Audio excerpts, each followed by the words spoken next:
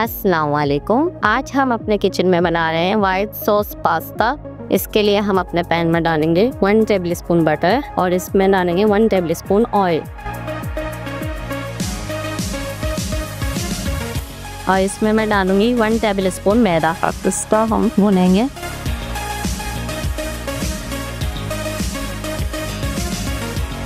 अब हम इसमें दूध ऐड करेंगे। ये मैंने 1 कप दूध डाला है।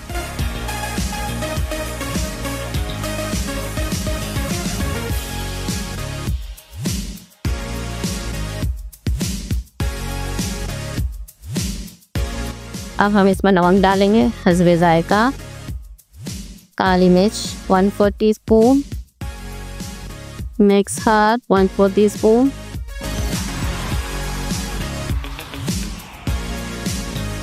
अब मैं इसमें डालूंगी चिकन 1 कप बॉइल्ड शैलेट। अब मैं इसमें डालूंगी 1/4 टीस्पून कुटी हुई लाल मिर्च और इसमें डालूंगी 1 शिमला मिर्च।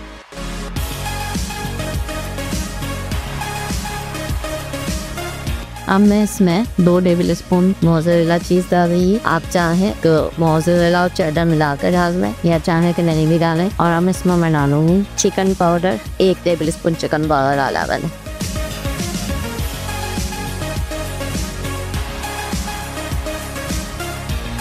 और अब मैं इसमें पास्ता ऐड करूँ। मैंने पास्ता को उबाल लिया है, 2 कप पास्ता है।